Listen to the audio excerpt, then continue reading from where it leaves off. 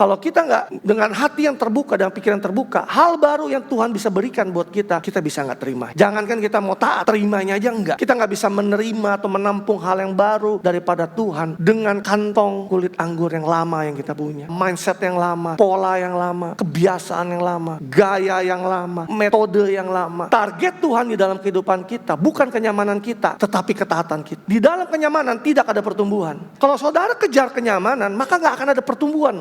Kalau kita kaku, kalau kita terus berpatok dengan apa yang lama, apa yang kita tahu, dan kita tidak menerima hal yang baru daripada Tuhan, kita bisa kehilangan momentum dan movement daripada Tuhan.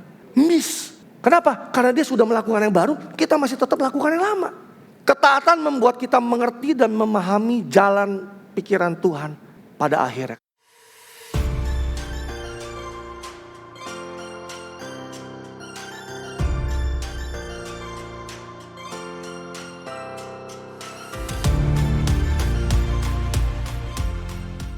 Shalom, selamat pagi semuanya. Senang pada pagi hari ini menjumpai setiap saudara. Sekali lagi saya mau tiru apa yang Eka tadi ngomong. Coba ngomong makanan kirimu, senang lihat kamu pagi hari ini. It's so good. Minggu ini hari Jumat kita akan merayakan Jumat Agung. So make sure bahwa setiap saudara telah meregistrasikan diri saudara dan ajaklah teman-teman. Mereka yang belum gereja, mereka yang belum punya rumah rohani, mereka yang belum percaya Tuhan, so invite them sehingga mereka boleh mengalami Tuhan di dalam ibadah ini. Dan minggunya kita akan ibadah Minggu Paskah. So this is a very great moment buat setiap kita untuk kita bisa merayakan Paskah, mulai dari kematian sampai kebangkitan Yesus sendiri. Tema kita di bulan ini adalah obedience, adalah ketaatan. So mari siapkan catatan saudara. Saya akan beri judul khotbah saya pada pagi hari ini adalah New Things. Itu hal-hal yang baru. So kita punya satu budaya di GKS untuk mengeluarkan catatan, mulai mencatat sesuatu. A new things, judulnya aja The New Things. Mungkin mencatat adalah hal yang baru buat setiap saudara. So kalau kita mau belajar hal yang baru, saya nggak biasa, Pastor. Ya, mulai biasakan diri untuk kita mencatat apa yang kita dengar. Di Kisah Rasul 10 ayat 9 sampai ayat yang ke-17. Sudah siap? Di layar dibantu dengan apa yang tertulis di sini. Dikatakan demikian, keesokan harinya ketika ketiga orang itu berada di dalam perjalanan dan sudah dekat kota Yope, kira-kira pukul 12 tengah hari naiklah Petrus ke atas rumah untuk berdoa. Ayat yang 10, ia merasa lapar dan ingin makan, tetapi sementara makanan disediakan, tiba-tiba rohnya diliputi kuasa ilahi. Tampak olehnya langit terbuka dan turunlah suatu benda berbentuk kain lebar yang bergantung pada keempat sudutnya yang diturunkan ke tanah. Di dalamnya terdapat berbagai jenis binatang berkaki 4, binatang menjalar, dan burung. Kedengarannya olehnya suatu suara yang berkata, bangunlah hai Petrus, sembelilah dan makanlah. Tetapi Petrus menjawab, tidak Tuhan, tidak. Sebab aku belum pernah makan sesuatu yang haram dan yang tidak tahir. Jadi yang bersuara tadi itu, yang ngomong itu adalah Tuhan. Kedengaran pula untuk kedua kalinya suara yang berkata kepadanya, apa yang dinyatakan halal oleh Allah tidak boleh engkau nyatakan haram. Hal ini terjadi sampai 3 kali dan segera sesudah itu terangkatlah benda itu ke langit. Ayat ke-17, Petrus bertanya-tanya dalam hatinya, apa kiranya arti penglihatan yang telah dilihatnya itu. Sementara itu telah sampai di muka pintu orang-orang yang disuruh oleh Cornelius yang berusaha mengetahui di mana rumah Simon. Dari kisah Petrus ini yang kita baca, ada beberapa hal yang kita bisa pelajari tentang hal-hal yang baru. Dan saya berdoa supaya saudara bisa menangkap ini dan ini menjadikan setiap saudara menjadi makin kenal Tuhan dan makin kenal cara kerjanya Tuhan. Hal yang pertama yang saya boleh bagikan dari pesan Tuhan ini adalah selalu ada yang baru dari Tuhan. Di ayat 11 sampai 13 dikatakan, tampak olehnya langit terbuka dan turunlah suatu benda yang berbentuk kain lebar yang bergantung pada 4 sudutnya yang diturunkan ke tanah. Di dalamnya terdapat berbagai jenis binatang berkaki 4, binatang menjalar dan burung. Kedengaran olehnya suatu suara yang berkata, bangunlah hai Petrus, sembelilah dan makanlah. Di ayat ke-12 di dalam terjemahan lainnya dikatakan, di atas kain itu ada banyak sekali jenis binatang yang tidak boleh dimakan oleh orang Yahudi. Binatang yang haram untuk dimakan. Jadi Petrus satu hari diberikan penglihatan, ada kain turun, dibentangkan lebar 4 sisi, lalu ada hewan, ada binatang di atasnya. Binatang yang tidak dimakan oleh orang Yahudi. Dan Petrus umur hidupnya gak pernah makan itu. Tapi Tuhan bilang, makanlah Petrus, sembelilah dan makanlah. Petrus gak pernah ekspektasi bahwa sesuatu yang baru itu datang dalam hidup dia. Kita tahu gak saudara bahwa hal yang baru yang datang daripada Tuhan itu seringkali di luar dari ekspektasi kita. Seringkali di luar daripada kebiasaan kita. Seringkali di luar dari apa yang kita sering lakukan atau yang kita biasa lakukan. Binatang itu sama sekali gak pernah disentuh oleh Petrus. Mungkin kalau misalnya perintah itu adalah perintah yang biasa, yang Petrus dengar atau Petrus sudah terbiasa mendengarnya, mungkin mudah buat dia untuk lebih taat. Contohnya, Petrus, aku minta kepadamu berpuasalah 3 hari. Sesuatu yang biasa, mungkin Petrus, ya Tuhan aku taat. Ya Tuhan aku mau. Petrus, berdoalah sekarang juga. Perintah yang mungkin biasa buat Petrus, tapi saat itu perintahnya gak lazim, tidak biasa, dan gak pernah Petrus alami atau lakukan sebelumnya. Kali ini Petrus gak siap untuk menerima hal yang baru daripada Tuhan. Saya harus tahu bahwa untuk ukuran seorang Petrus yang adalah seorang murid, seorang rasul, seorang yang dipenuhi oleh Roh Kudus, seseorang yang berjalan bersama dengan Yesus, seseorang yang pernah mengkhianati Yesus bahkan, seseorang yang mengalami pemulihan, seseorang yang pernah mengalami banyak hal mujizat bersama-sama dengan Yesus. Dia gak siap untuk terima apa yang baru daripada Tuhan. Padahal seharusnya kita berpikir, harusnya dia bisa mendengar dan taat dong dengan apa yang Tuhan mau katakan kepada dia. Tapi dari sini kita bisa tahu, kalau kita gak dengan hati yang terbuka dan pikiran terbuka, hal baru yang Tuhan bisa berikan buat kita bisa gak terimanya. Jangankan kita mau taat, terimanya aja enggak. Yang mengerti katakan amin. Satu kali Yesus mengajarkan ini pada murid-muridnya di Matius 9 ayat 17. Begitu pula anggur yang baru tidak diisikan ke dalam kantong kulit yang tua. Karena jika demikian kantong itu akan koyak sehingga anggur itu terbuang dan kantong itu pun hancur. Tetapi anggur yang baru, katakan sama saya, anggur yang baru disimpan orang di dalam kantong yang baru pula, dan dengan demikian terpeliharalah kedua-duanya. Yesus berkata bahwa anggur baru itu hanya bisa diisikan kepada kantong kulit anggur yang baru. Karena kalau kita mencoba untuk memaksakan menyimpan anggur yang baru di kantong kulit yang lama, maka dikatakan kantong kulit lama akan terkoyak dan anggur barunya itu akan terbuang dengan sia-sia.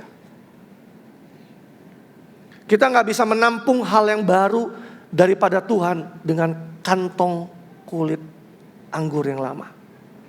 Saya ulangi sekali lagi, kita gak bisa menerima atau menampung hal yang baru daripada Tuhan dengan kantong kulit anggur yang lama yang kita punya. Kantong kulit anggur yang lama itu bisa bicara soal apa? Mindset yang lama, pola yang lama, kebiasaan yang lama, gaya yang lama, metode yang lama.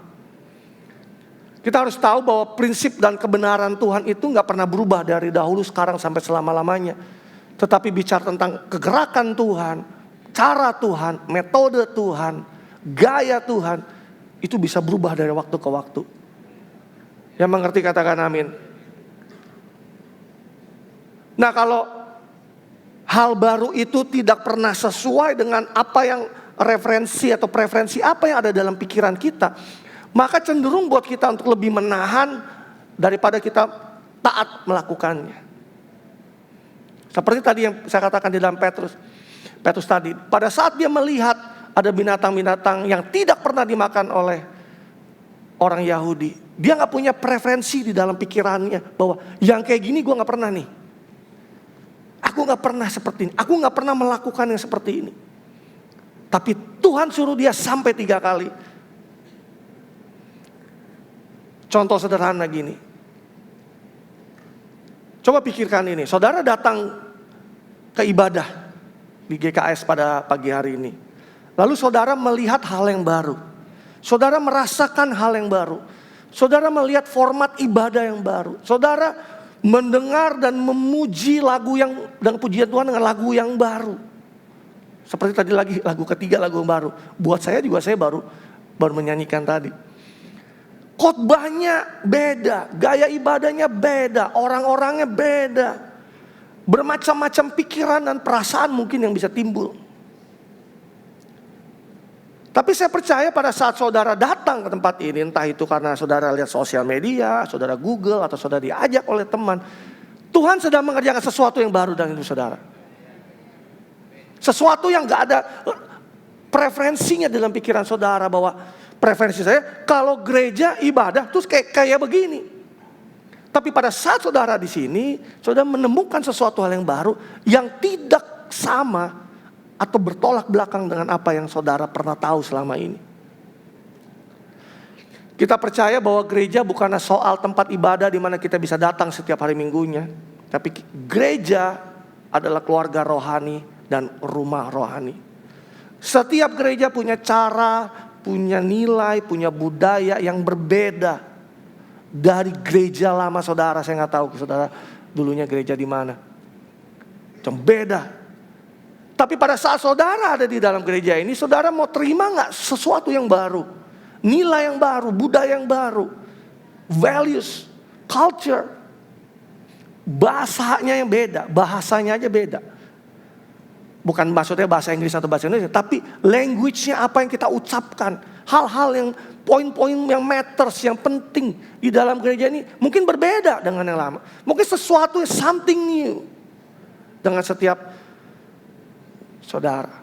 Mungkin buat setiap saudara yang belum terbiasa lihat pendeta khotbah pakai sepatu Keds. Ya kayak minggu lalu saya pakai sweater. Untung hari ini saya gak pakai sweater. AC-nya gak gitu dingin. Kalau gak bisa kepanasan. Sesuatu yang baru. Saudara bisa lihat di sini yang melayani Tuhan. Ada pakai kaos, Gua gak pernah lihat yang kayak begini. Something new. Sesuatu yang baru. Contoh lain, saudara yang sudah tertanam dan saudara melayani, mungkin pola dan cara atau metode yang saudara pernah lakukan di dulu benar-benar berbeda atau benar-benar baru. Ini sesuatu yang baru nih. Nah, kita mau belajar taat dan kita mau melayani Tuhan di mana Tuhan mau melayani kita. Sebelum gereja ini lahir, saya mau cerita nih. Sebelum gereja ini lahir, saya dipanggil Tuhan tidak masuk dalam pelayanan. Saya orang yang suka khotbah keliling-keliling. Kagak ada jadwal, saya cari jadwal untuk saya khotbah tiap hari Minggu. Karena pada satu titik saya mengalami Tuhan, saya mengalami kuasa Tuhan dan saya pengen bagikan ini kepada setiap orang di mana saya bisa bagikan. Lalu saya buatlah KKR di satu tempat, satu kota, satu daerah, KKR. Ibadah kesembuhan, mujizat terjadi. Pemulihan terjadi, perkataan profetik keluar. Sesuatu yang saya sangat terbiasa melayani. Sampai satu titik Tuhan taruh visi to start a new church. Sesuatu yang baru. Lalu saya dalam doa pergumulan saya bilang, Tuhan, kalau suruh khotbah aja mungkin saya masih bisa. Tapi untuk mengembalakan gereja saya gak punya pengalaman. Lalu Tuhan meneguhkan hati saya, taat aja melangkah. Aku menyertai engkau. Dan akhirnya saya meninggalkan yang lama, gaya saya yang lama, metode saya yang lama. Saya masuk dalam hal yang baru daripada Tuhan. Tapi apakah saya berhenti memberitakan Injil? Apakah saya berhenti memberitakan kabar baik? Enggak. Sampai hari ini saya tetap memberitakan Yesus. Apakah saya berhenti berdoa profetik buat orang lain? No, sampai hari ini tetap saya mendoakan orang saya profetik. Apakah saya tidak berdoa untuk mujizat terjadi dalam kehidupan orang? No, I still praying. Saya tetap berdoa untuk mujizat terjadi. Hanya saja Tuhan mau kita masuk ke dalam cara yang baru, metode yang baru, di musim yang baru. Katakan amin. Saya nggak tahu hal baru apa yang sedang Tuhan kerjakan dalam kehidupan saudara. Mungkin itu sesuatu yang sangat bertolak belakang dari kebiasaan-kebiasaan yang saudara pernah alami. Ada sesuatu yang Tuhan sedang congkel, Tuhan sedang dobrak, Tuhan sedang lakukan dari kenyamanan saudara. Saudara mungkin berkata, Pastor, ini gak nyaman sesuatu yang baru. Saya tahu. Makanya kita harus tahu bahwa target Tuhan di dalam kehidupan kita bukan kenyamanan kita, tetapi ketaatan kita. Yang Tuhan mau kerjakan dalam kehidupan kita, itu bukan soal kenyamanan. So don't look for comfort. Jangan cari kenyamanan. Karena target Tuhan dalam hidup kita bukan soal kenyamanan, tapi soal ketaatan kita. Karena pada saat kita menerima hal yang baru daripada Tuhan, itu ketidaknyamanan udah pasti ada dalam kehidupan kita. Dan saya mau katakan kepada saudara, di dalam kenyamanan tidak ada pertumbuhan. Kalau saudara kejar kenyamanan, maka gak akan ada pertumbuhan. Saudara. Oh, saya maunya nyaman, maunya saya enak. Yes, semua kita termasuk saya juga, kita pengennya enak seperti itu. Tapi di dalam perjalanan kita sama Tuhan, kita harus tahu bahwa tanggung jawab Tuhan di dalam kehidupan kita bukan kenyamanan kita. Tapi Tuhan mau kita taat dengan apa yang mau Tuhan kerjakan. Katakan amin. Tuhan itu bergerak dengan dinamis. Dia gak kaku. Malahan kita yang sering kaku. Pastor Leo pernah ngomong sama saya begini, manusia hidup aja kaku, apalagi udah mati, dia bilang. Kan nemplak ya. Kita hidup aja udah kaku orangnya. Kaku gitu, lempeng, rigid gitu. Pokoknya udah itu terus gitu. Padahal kita harus tahu bahwa Tuhan itu adalah Tuhan yang dinamis. Kalau kita kaku, kalau kita rigid, kalau kita terus berpatok dengan apa yang lama, apa yang pernah sudah kita lakukan, apa yang kita tahu selama ini, maka kita bisa kehilangan momentum dan movement Tuhan di dalam musim yang baru ini. Oh, yang amin cuma beberapa orang. Kalau kita kaku, kalau kita terus berpatok dengan apa yang lama, apa yang kita tahu, dan kita tidak menerima hal yang baru daripada Tuhan, kita bisa kehilangan momentum dan movement daripada Tuhan. Miss. Kenapa? Karena dia sudah melakukan yang baru, kita masih tetap melakukan yang lama. Dulu saya gak ngerti apa arti tertanam di dalam gereja lokal. Taunya cuma ibadah. Tapi pada saat saya menerima hal yang baru, saya ngerti pentingnya tertanam dalam gereja lokal, pentingnya memiliki keluarga rohani. Ini menjadi sesuatu yang baru buat saya. Saya biasa cuma ibadah doang, Pastor. Tapi kita harus tahu bahwa Tuhan sedang membawa setiap saudara untuk punya keluarga rohani. Untuk punya rumah rohani. Jadi gereja itu bukan cuma rumah ibadah, tapi rumah rohani. Keluarga rohani. Your spiritual home. Karena anak itu dibesarkan di dalam rumah. Bukan di jalanan. Pastor, dulu pelayanan saya ini. Nah, saya mau kasih tahu saudara, kita harus benar-benar tanya sama Tuhan, di musim ini Tuhan mau kita lakukan apa? Jangan kita melakukan hal-hal yang lama, which is good, bukan sesuatu yang evil, tapi kita harus tahu di musim ini Tuhan maunya apa sama saya. Dan pada saat itu datang, mungkin itu beda sekali dengan preferensi sesuatu yang pernah ada dalam pikiran saudara. Pastor, aku gak pernah melakukan ini. Pastor, kalau memang itu maunya Tuhan dalam hidup kita, just do it.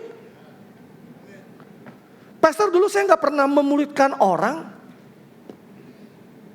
Saya gak ngerti bahwa saya sebagai anak Tuhan harus memuridkan orang. Ya hidup saya buat saya sendiri aja. Kita gak mikirin orang lain, kita gak peduli sama orang lain. Kita kayaknya ya udah, pokoknya ke gereja ya aku aja sendiri gitu. It's about myself. Tapi kita belajar Hal baru datang dalam saudara bahwa kita dipanggil untuk memuridkan orang lain. To become a disciple maker. Hal yang baru. Yang Tuhan butuhkan dalam kehidupan kita. Hanya kemauan dari setiap saudara dan saya. Urusan nanti bisa apa enggaknya, itu tanggung jawab Tuhan yang akan mengurapi setiap saudara dan saya.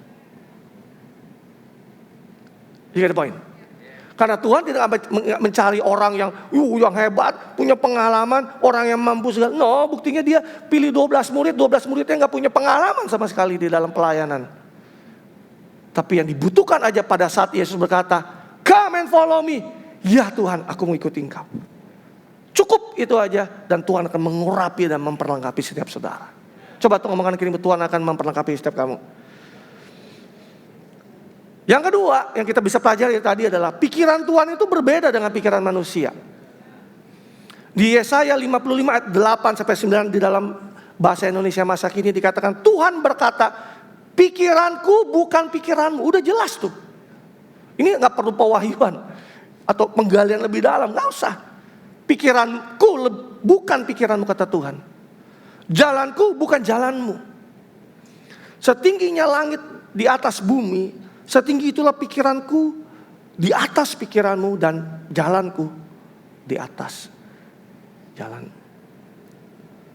Ayat ini berkata bahwa pikiran Tuhan itu bukan pikiran kita. Jalan Tuhan bukan jalan kita. Bahkan dijelaskan di ayat ke-9 bahwa bedanya itu antara langit dan bumi. Kita ini di bumi. Kalau kita lihat di langit, setinggi itulah bedanya. Pikiran Tuhan tuh gak pernah terselami dalam kehidupan kita. Di Roma 11 ayat 33 sampai 35 dikatakan begini. Oh, alangkah dalamnya kekayaan dan hikmat dan pengetahuan Allah. Sungguh tak terselidiki keputusan-keputusannya, dan sungguh tak terselami jalan-jalannya. Sebab siapakah yang mengetahui pikiran Tuhan?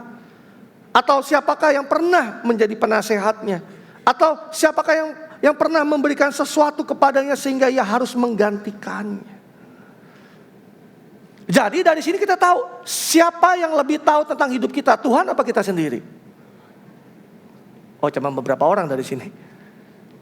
Siapa yang lebih tahu tentang hidup kita? Tuhan apa kita? Siapa yang tahu jalan hidup kita yang lebih baik? Tuhan atau kita?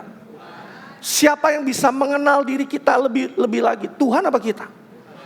Tuhan. Jadi kalau kita udah tahu bahwa Tuhan itu pikirannya beda sama kita, jalannya beda, jangan so tahu. Coba ngomongkan gini, jangan so tahu lu. Lu udah jalannya, udah jelas kok firmannya. Pikirannya bumi dan langit, jalannya bumi dan langit, tapi kita masih so tahu soto itu. Maunya on my way. Ini jalannya gua. Aku punya pengalaman di sini.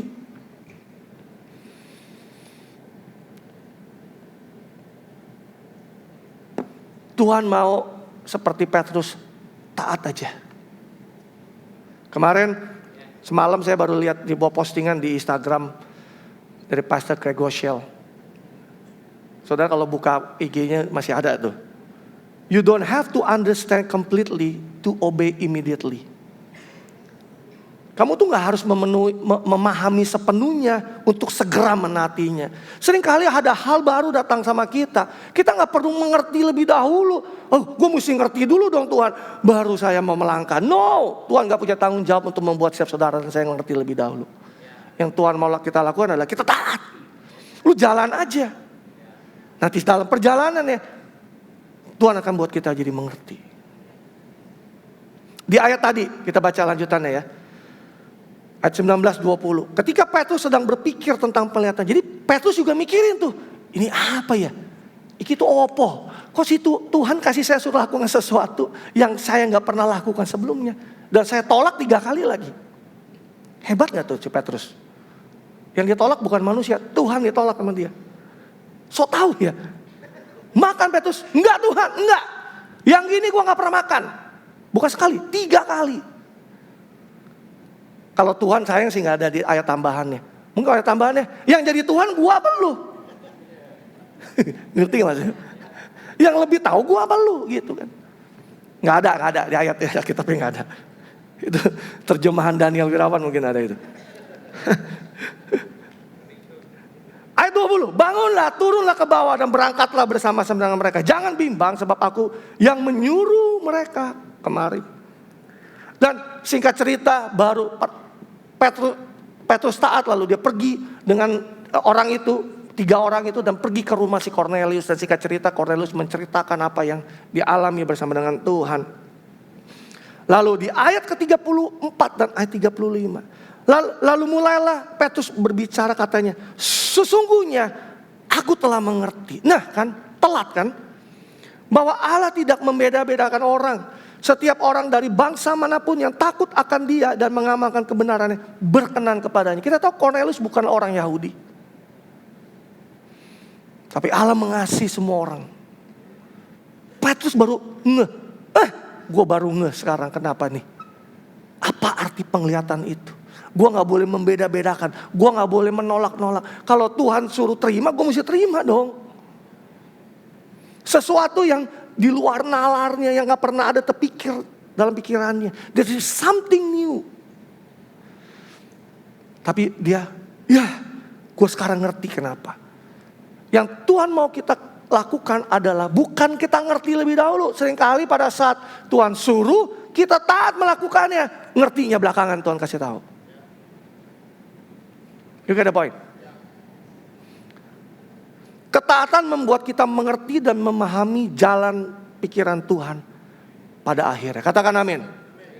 Nah, pada saat kita terbuka, pada saat kita taat, pada saat kita mau menyelaraskan pikiran kita dengan firman Tuhan yang mewakili pikiran Tuhan, maka hidup kita menjadi relevan dengan Tuhan. Saudara tahu gak kenapa banyak anak Tuhan gak jadi relevan atau gak nyambung dengan Tuhan? Irrelevan. Jadi karena apa? Karena setiap firman atau hal baru yang datang kepada dirinya, dia gak mau menyelaraskan pikirannya dengan apa yang baru itu. Sehingga akhirnya hidupnya gak pernah nyambung sama Tuhan. Tuhan maunya ke kanan, dia ke kiri. Tuhan ke kiri, dia ke kanan. Tuhan suruhnya maju, dia malah pergi mundur. Tuhan suruh maju, dia stop. Tuhan suruh stop, dia maju. Loh, kan salah terus jadinya. You get the point? Kenapa? Kita jadi tidak relevan dengan dia. Why? Karena kita gak mau memperbaharui pikiran kita dengan firman Tuhan. Kemarin, hari Senin kemarin saya ada kesempatan melayani di ulang tahun Alkitab Indonesia, Lembaga Alkitab Indonesia yang ke-70 tahun di DOM. Ini saya bagikan apa yang saya bagikan, sedikit dari apa yang saya bagikan di sana. Jadi kalau saudara yang di DOM kemarin, saudara pasti terkopi hal ini. Kalau kita ingin kenal seseorang contohnya, gimana caranya? Ya pasti kita ketemu dengan seseorang lebih dahulu dong. Pada saat kita sudah ketemu dengan orangnya, bagaimana kita bisa kenal orang itu? Melalui perkataannya. Melalui apa yang diucapkannya. Kita mengenal orang itu. Kita bisa tahu siapa dia. Kita bisa tahu mengenal orang itu lebih dalam. Dari mana? Dari perkataannya. Saudara bayangin kalau ketemu orang lalu diem-dieman. Gue kenalin lu temen ya. Siapa? Nih gue kenalin temen gue, temen sekolah gue. Udah ketemu di kafe, duduk ngopi. Terus di meja diem-dieman. Lu lihat gue lihat lu. Diem. Sejam aja diem-dieman. Kira-kira apa yang kita bisa tangkap dari dia? Apa yang kita bisa kenal sama dia? Hanya satu yang kita bisa kenal. Kita bilang, temen lu pendiam ya orangnya. Gitu poin. Tapi mengenai isi hatinya, mengenai pikirannya, mengenai apa yang dia suka, apa yang dia tidak suka, apa yang menyenangkan dia, apa yang membuat dia duka, apa mimpinya, apa visinya, apa kehendaknya, kita gak akan pernah tahu kalau cuma diam aja. Jadi kita bisa kenal Tuhan itu dari perkataannya, dari firman-Nya. Dari mana kita bisa tahu standar Tuhan dalam kehidupan kita? Standar kekudusannya, standar kebenarannya, standarnya dalam pernikahan, standarnya dalam hal keuangan, dalam hal pelayanan, di dalam bisnis, di dalam kepemimpinan, di dalam hal apapun. Dari mana? Dari perkataannya. Dari firman-Nya. Dengan kata lain, kalau kita tidak mendengarkan atau kita tidak mencari firman-Nya, kita benar-benar gak kenal Dia loh. Ya kan Pak? Tuhan itu bisa bicara kepada kita melalui banyak hal. Ya toh? Mimpi, penglihatan, dalam situasi yang kita hadapi. Tuhan bisa bicara dalam hati kita. Tuhan bisa banyak hal. Bisa bicara melalui orang lain, melalui pemimpin. Saya mau kasih tahu saudara, ada satu hal yang paling pasti Tuhan berbicara kepada kita. Yaitu melalui firman yang tertulis dalam kitab saudara. Dahulu, sekarang, dan sampai selama-lamanya. Maka saya bilang kemarin, Alkitab adalah firman Tuhan. Dan itu adalah cara yang paling pasti buat setiap kita untuk kita bisa mengenal Dia dan mendengar perkataannya. Kita gak usah bilang bahwa oh Tuhan, aku butuh Engkau bersuara, berfirman kepadaku, mengkonfirmasi kepadaku. Bible-mu aja gak pernah dibaca. Yang udah paling pasti. You get the point? Tuhan, aku butuh nubuatanmu, aku butuh perkataan profetikmu untuk aku bergerak maju. Alkitab lo aja baca dulu itu. Yang ada di tangan saudara. Wong yang itu aja tertulis aja gak pernah dibaca. Mau nunggu minta pewahyuan konfirmasi melalui nubuatan. You get the point gak? So, kita bisa mengenal orang itu dari perkataannya. Dari firman-Nya. Kita bisa mengenal Tuhan dari firman-Nya. So Bible itu bukan soal Alkitab sih, mungkin udah gak ada yang bawa, mungkin jarang. Yang kita teng-teng, kita jing-jing setiap hari Minggu datang ibadah. Walaupun ada beberapa orang yang cukup taat bawa Alkitab secara buku. Hari ini kan udah jadi Alkitab. Di tab saudara, di gadget saudara, aplikasi saudara. Itu bukan sekedar buku biasa atau cuma tulisan biasa. Alkitab itu firman Tuhan. Nah, untuk bisa mengenali jalan pikirannya Tuhan, ya melalui firman-Nya. Ya mengerti katakan amin. Pada saat kita menerima firman Tuhan dan mau menyelaraskan pikiran kita mengalami yang namanya pertumbuhan. Dan saya mau share begini. Pernah gak terpikir kenapa kok orang yang tadinya on fire, luar biasa melayani Tuhan, wah, berapi-api, terus tiba-tiba berhenti melayani, berhenti ibadah, mundur dari Tuhan, mundur dari gereja, mati imannya. Salah satu penyebabnya adalah karena mereka berhenti bertumbuh.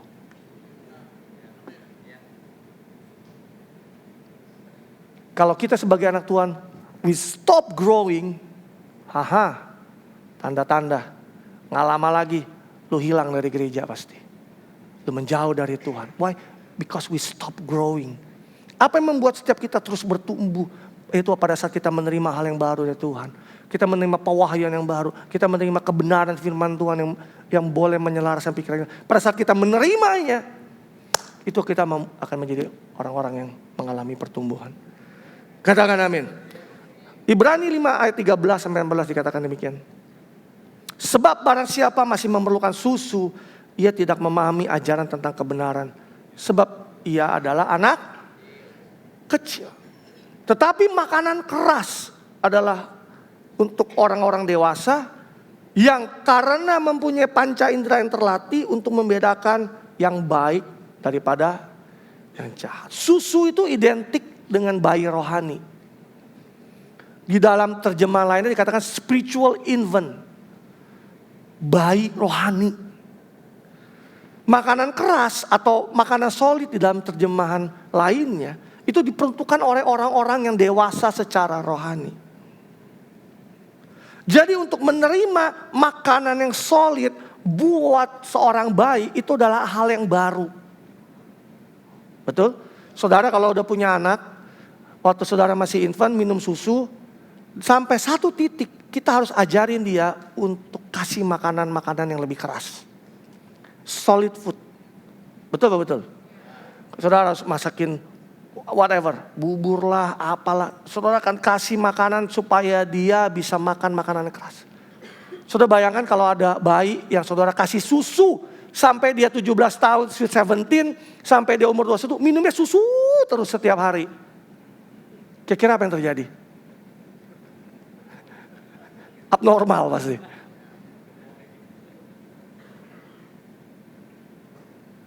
Menerima makanan yang solid,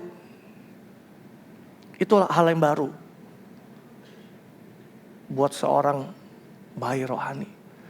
Nah, kalau kita mau belajar bertumbuh, kita harus bisa belajar menerima makanan-makanan yang solid, makanan-makanan yang keras. Kalau kita menolaknya, maka gapnya antara pikiran Tuhan dan pikiran kita akan semakin terbentang lebarnya. You get the point? Kalau kita datang ke gereja cari ibadahnya, khotbahnya hanya yang enak didengar oleh telinga, kayak bayi nyusu, kita nggak akan bisa bertumbuh di situ. Minggu lalu F. Nancy pernah membagikan bahwa tentang sangkal diri dan pikul salib. Saya bilang khotbah sangkal diri pikul salib itu paling nggak populer, tapi itu makanan solid. Kalau kita ingin bertumbuh dewasa, kita mesti makan itu makanan solid apa? Sangkal diri pikul salib. Yang mengerti katakan amin. Yang ketiga, yang terakhir, hati-hati nolak Tuhan. Kisah Rasul 10, 14, 15. Tetapi Petrus menjawab, tidak Tuhan, tidak. Sebab aku belum pernah makan sesuatu yang haram dan yang tidak tahir.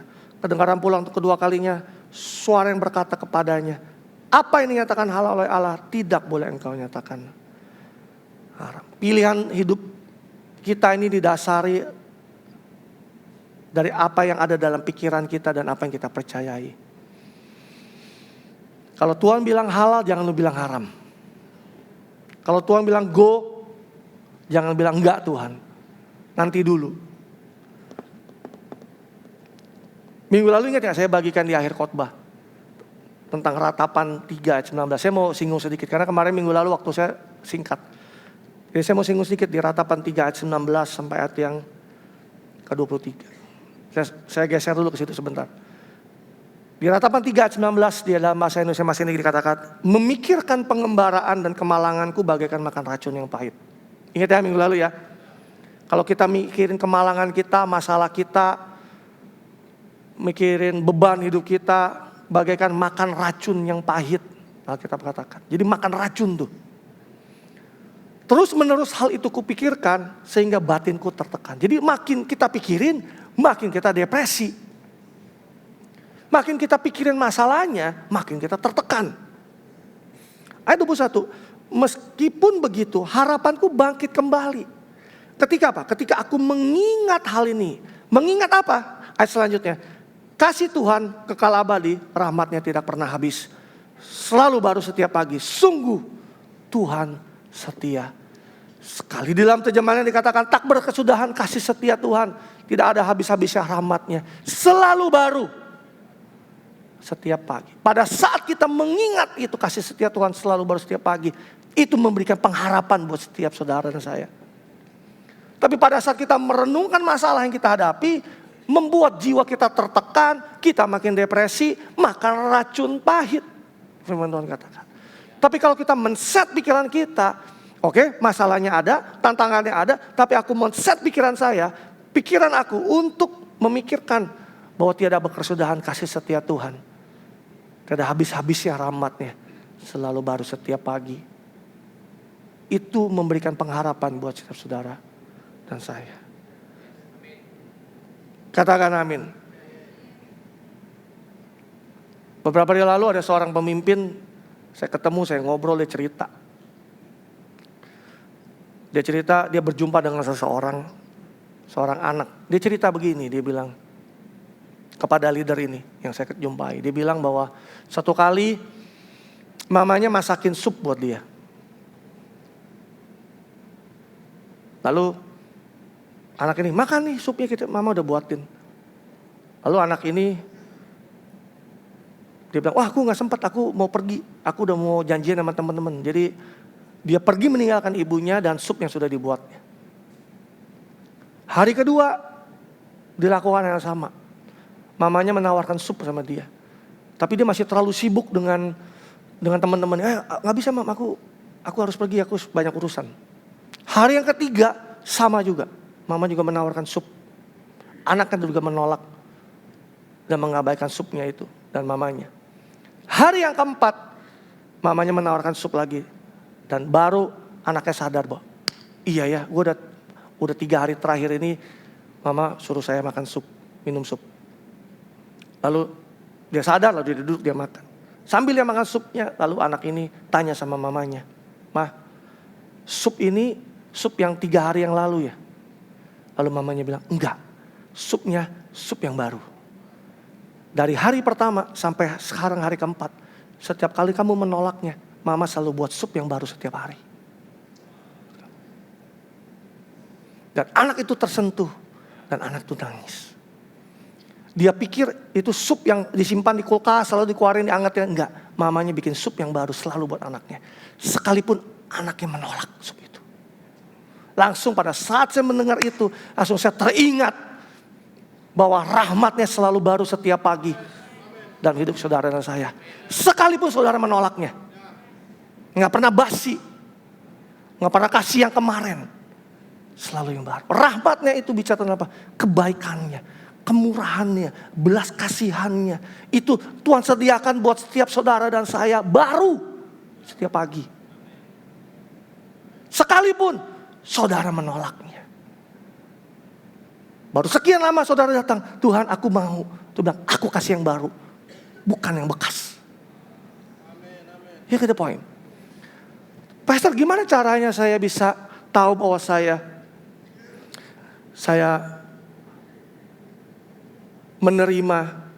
menerimanya atau enggak?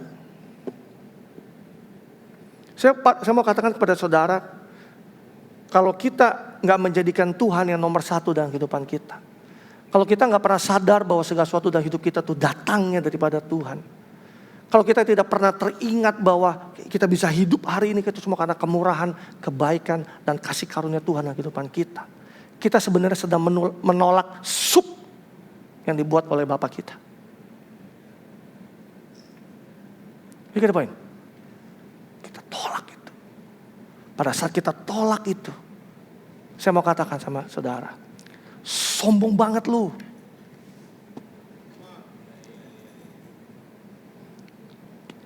Orang Jakarta bilang, "Aji gile, sombong banget lu jadi orang." Kemurahan Tuhan yang dia berikan kepada setiap saudara setiap hari baru, lu tolak lu. Are you out of your mind? Kita gak usah bicara ada firman, lu mesti taat lakukan. Kemurahannya aja tinggal terima aja, lu tolak. Oh my God. Saya cuma mau berdoa bahwa supaya saudara datang, come to your senses, dan saudara aware bahwa benar-benar bahwa tiada berkesudahan kasih setia Tuhan hidupku. Selalu baru setiap pagi. Rahmatnya gak pernah habis dalam hidupku. And you receive it. Dan lu terima itu dengan iman dan mengucap syukur. Terima kasih Tuhan. Yang mengerti katakan amin. Kalau kita masih hidupnya sesuka kita sendiri, semau gua sendiri, itu sama aja kita sedang menolak kemurahan Tuhan, His mercy yang selalu baru setiap hari. Kalau kita merasa bahwa diri kita, gua hebat, gua mampu tanpa Tuhan, sesungguhnya kita sedang menolak kasih setia Dia yang Dia berikan kepada kita setiap hari. Coba ngomong kata itu, jangan sombong jadi orang.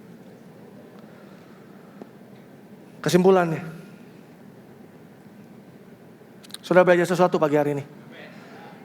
Yesaya 43 ayat 18 sampai 19 di dalam bahasa Indonesia masa kini ya. Dikatakan demikian, Tuhan berkata, tidak ada gunanya mengingat masa lalu. Tuh ayatnya juga udah jelas, gak usah pakai penafsiran. Gak ada gunanya ingat masa lalu. Mau seberapa hebatnya, mau seberapa hancurnya, gak usah diingat-ingat. Mau kegagalanmu, mau keberhasilanmu, mau your achievement, mau puncak karirmu, gak usah diingat-ingat kata Tuhan. Masa lalu ya masa lalu. Mau hancur kayak apa? Pastor gak tahu hidup saya buruk. Saya tahu, Tuhan juga tahu. Tapi Tuhan gak mau tahu. Karena buat Tuhan gak ada gunanya. Diingat-ingat lagi. Percuma mengenang yang sudah-sudah. Saya gak tahu setiap kita. Kalau kita kenang mulu yang sudah-sudah. Entah itu ada kisah kejadian yang manis. Entah itu kejadian yang pahit. Diulang-ulang. Ngulang-ulangnya itu bukan dalam hati untuk menginspirasi orang, meneguhkan orang, menguatkan orang. Enggak, suka aja ceritain terus. Udah kayak kaset rusak putar terus itu. Yang lalu-lalu diulang-ulang terus. Saudara mungkin nggak tahu kaset di sini beberapa orang. Apa tuh kaset? Taunya Spotify. Mengingat masa lalu nggak ada gunanya kata Tuhan. Mengenang yang sudah-sudah percuma kata Tuhan. Jadi kalau Tuhan bilang udah percuma, ya jangan kita bilang itu penting. Tuhan mau kita memperhatikan sesuatu yang baru yang dilakukan. Apa dikatakan di ayat ke-19? Perhatikanlah, aku membuat sesuatu yang baru, sekarang sudah mulai. Tidakkah kau melihatnya? Tidakkah kau lihat? Aku membuat jalan di padang gurun dan sungai di padang belantara. Tuhan membuat sesuatu yang baru apa? Jalan di padang gurun. Sungai di padang belantara. Sesuatu yang gak masuk nalar, sesuatu yang mustahil, sesuatu yang gak mungkin. Tuhan bilang, aku lakukan sesuatu yang baru itu dalam hidupmu. Gak mungkin keluargaku dipulihkan, gak mungkin pernikahanku dipulihkan, gak mungkin keuanganku dipulihkan. Gak mungkin aku ini lepas dari dosa. Tuhan bilang, aku buat jalan di padang gurun. Sesuatu yang gak mustahil, gimana jalan gurun, padang gurun bisa jalan? Sebentar di jalan, sebentar ketutup pasir lagi besoknya. Bagaimana ada sungai di padang belantara? Gimana caranya? Keringlah sungainya. Tuhan bilang, enggak, gue buat sungai di situ. Aku buat sesuatu yang baru dalam hidupmu. Tidakkah kau melihatnya? Kenapa kita gak bisa lihatnya? Karena kita selalu melihatnya ke belakang. Masa lalu, apa yang pernah aku perbuat, pelayanan apa yang pernah aku lakukan. Kita selalu lihatnya ke belakang. Gimana kita bisa lihat hal yang baru yang di depan kita? Gak bisa. 2000 tahun yang lalu Yesus datang. Dia datang dengan membawa perbedaan, perubahan, hal-hal yang baru. Saudara tahu, gak semua orang terima loh. Dan siapa yang gak bisa lihat dan yang menolaknya paling keras? Siapa? Ahli Taurat, imam-imam, orang Farisi. Mereka yang paling keras menolak Yesus. Mereka menantikan Mesias dengan konsep yang mereka pikir. Mereka tahu bahwa akan ada Mesias yang akan membebaskan mereka dari... Dan mereka pikir membebaskan mereka dari jajahan orang Romawi. Tapi Yesus datang untuk membebaskan mereka dari jajahan belenggu dosa dan maut. Lebih powerful daripada itu. Mereka punya konsep bahwa Yesus itu datang sebagai raja yang harus datang dengan kuda perang yang gagah perkasa. Tapi Yesus itu turun ke kota Yerusalem menunggangi keledai. Hari ini kita merayakan Minggu Palem. Karena sebentar lagi kita merayakan Jumat Agung dong, Minggu Paskah. Naik keledai. Hosana, Hosana. Orang berpikir bahwa harus ini gagah perahu pedang. Berperang melawan penjajahan Romawi. Mereka punya konsep sendiri. Mereka gak tahan pada saat Yesus menyatakan kebenaran. Hal yang baru buat mereka. Mereka masih pakai kantong anggur yang lama. Mereka ditemplak oleh kebenaran. Mereka marah. Lalu mereka menyalibkan Yesus. Kalau saya ngomong gini sama saudara. Kita akan berpikir bahwa. Iya ya, orang Farisi kenapa begitu ya? Imam-imam kenapa begitu ya?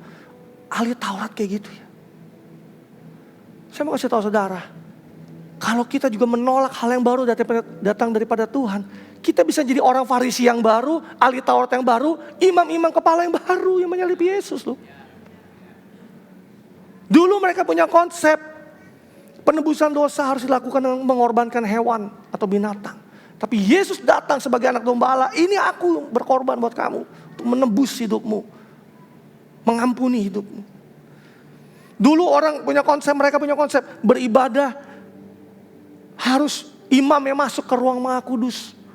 Tapi Yesus datang, no, melalui aku kau bisa langsung masuk ruang Maha Kudus. Kau berjumpa muka dengan Bapakku. Mereka dulu punya berpikir kalau keselamatan itu datang karena harus melakukan semua hukum Taurat. Tapi Yesus datang, no, kamu kalau mau selamat, percayalah kepada aku, kata Tuhan. Dan terimalah keselamatan yang aku beri.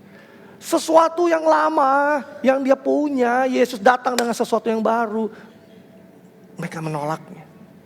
Hari ini sama, versinya aja yang beda. Kalau kita menolak hal yang baru yang datang daripada Tuhan, kita jadi the new Pharisees. Farisi modern. Tanpa kita sadari. Kita menjadi ahli-ahli Taurat. Versi masa kini 2024. Zaman AI. Zamannya aja berubah, keren namanya. Farisinya mah tetap sama. Ahli Tauratnya tetap sama. Saya berdoa setiap saudara belajar untuk mau menangkap dan menerima hal yang baru daripada Tuhan. Katakan amin. Ada hal banyak baru yang Tuhan sedang singkapkan hari-hari ini dalam hidup saudara. Saudara mau terima apa enggak? Berkomitmen di dalam gereja lokal, tertanam di dalam hall. Mungkin hal yang baru buat setiap saudara. Aku gak pernah komsel, aku males lah. Hal yang baru buat setiap saudara. Pertanyaan, saudara mau taat gak dan tertanam di komitmen di situ? Saya tahu cuma ibadah-ibadah aja, aku cuma sama Tuhan aja lah. Hal baru datang sama saudara, tertanam dan komitmen dalam sebuah gereja lokal. Saudara mau lakukan apa enggak? Tertanam di dalam gereja yang berbeda dengan yang gereja lama saudara. Saudara mau embrace enggak? Dan terima yang hal baru itu. Mungkin melayani, mungkin dulu saudara nggak pernah melayani, lalu saudara didorong di gereja ini untuk buat melayani. Mungkin hal yang baru buat saudara melayani Tuhan. Saudara mau taat dan mau melayani enggak? Mungkin saudara nggak pernah menjadi home leader atau pemimpin home sebelumnya, tapi hal baru datang sama saudara. Saudara mau nggak terima itu hal yang baru itu? Yang Tuhan mau kerjakan di saudara. Mungkin dulu saudara pernah pelayanan di gereja lain dengan pelayanan yang berbeda, lalu di sini saudara mulai melayani sesuatu hal yang baru. Saudara mau terima nggak hal yang baru yang datang dari Tuhan? Tanggung jawab yang baru dan saya bilang, yes Tuhan, aku mau. Menghormati suami mungkin hal yang baru buat setiap saudara. Aku gak pernah lakukan itu, pastor. Lakukan. Mengasihi istri mungkin hal yang baru. Suami ini gue cuek-cuek aja, bodo amat. Mungkin hal yang baru buat saudara. Lakukan. Pacaran yang kudus mungkin hal yang baru buat setiap saudara. Lakukan. Mengembalikan perpuluhan adalah hal yang baru buat saudara. Lakukan. Mendengar nasihat, teguran, disiplin, mungkin hal yang baru. Wah, gue gak pernah nih di gereja sampai didisiplin, ditegur, dinasehati. Hal yang baru buat saudara. Nah, saudara mau terima apa enggak? Hal yang baru itu. Menerima kasih Tuhan mungkin buat saudara. Saudara gak pernah alami sebelumnya. Hal yang baru. Aku gak pernah terima kasih Tuhan yang seperti ini. Mengampuni orang mungkin sesuatu hal yang baru buat saudara. Gua gak pernah dari dulu mata ganti mata, gigi ganti gigi. Pokoknya kalau dia jahat sama gua balas. Hari ini saudara dengar mengampuni. Mengampuni mungkin hal yang baru buat saudara. Saudara mau belajar gak mengampuni? Saudara mau gak belajar mengasihi? Entah itu siapa orangnya. Berdamai dengan masa lalu, berdamai dengan diri sendiri, berdamai dengan Tuhan. Mungkin hal yang baru buat saudara. Saudara gak bisa peace with yourself. Gak bisa berdamai sama Tuhan. You marah, saudara simpan anger dalam kemarahan dalam hatimu. Kok gak bisa damai dengan dirimu sendiri? Mungkin itu hal yang baru buat saudara. Berhenti dari kebiasaan dosa mungkin hal yang baru buat saudara. Saya udah kebiasaan jatuh bangun, melakukan ini, melakukan itu Tuhan. Lalu Tuhan bilang berhentilah berbuat dosa, jangan berbuat dosa lagi. Itu aduh kayaknya hal yang baru nih. Saudara mau gak melakukannya? Berdoa, baca firman, berpuasa, mungkin hal yang baru buat saudara. Saya gak pernah lakukan ini sebelumnya. saya nggak punya kebiasaan ini. Saat ini pagi hari, siang hari ini, saudara mau nggak melakukannya? Katakan amin. Beberapa minggu lalu saya mengajar tentang menyembah dengan mengangkat tangan. Kadang-kadang kita menyembah tuh ada yang begini, ada yang taruh di kantong, ada yang begini. Saya bilang enggak, postur penyembahan itu yadah, angkat tangan. Straight out your hands and worship him. Wah, aku gak pernah melakukan. Aneh, pastor. Pertanyaannya bukan aneh. Gak nyaman, pastor. Bukan masalah nyaman gak nyaman. Saudara mau melakukan hal yang baru buat Tuhan apa enggak? Saya kalau ibadah gak pernah tepuk tangan, pastor. Sekarang tepuk tangan. Karena Tuhan bilang, bersorak-sorai lah. There's so many things yang sedang Tuhan kerjakan, hal-hal baru. Menyanyikan lagu baru atau bahkan lagu bahasa Inggris, hal yang baru buat saudara. Saudara mau terima itu enggak? Kayak tadi saya bilang, tadi lagu ketiga, lagu yang baru. Saya pernah dengar sih beberapa kali di YouTube, tapi saya gak pernah benar-benar dengerin dan bawa dan penyembahan. Hal yang baru buat saya. Tapi apakah saya membuat saya berhenti? Lagunya kagak enak. Biasa gue gak mau menang ini. Tapi enggak, kita punya gesture menyembah Tuhan. Ikuti setiap lirik dan kita sembah Tuhan. You get the point? Buat saudara yang belum pernah terima Yesus, menerima Yesus sebagai Tuhan dan Juru Selamat pribadi dalam hidupmu, itu adalah hal yang baru. Asal aku nih masa laluku, aku nih percaya kepada yang lain, aku nih begini, aku nih begitu. Ya, hari ini kau mendengar kebenaran firman Tuhan dalam hidupmu. Yesus adalah Tuhan dan Juru Selamat dalam hidupmu. Dan di bawah kolong langit ini gak ada nama lain yang oleh karenanya namanya orang itu diselamatkan. Hanya ada satu nama, itu nama Yesus. Yesus berkata, akulah jalan dan kebenaran dan hidup. Gak ada satu orang pun datang kepada Bapa kalau gak melalui aku. Kalau kita mau berjumpa dengan Bapa Allah kita, gak ada jalan lain. The only way is Jesus. Kita datang sama dia, kita percaya sama dia. Kalau buat saudara yang belum pernah menerima sama sekali, sudah apa sih ini? Ini hal yang baru nih. Pertanyaan saya, saudara mau gak buka hati saudara menerima hal yang baru datang daripada Tuhan? Kalau pada saat saudara mau terima itu, something will change in your life. Amin.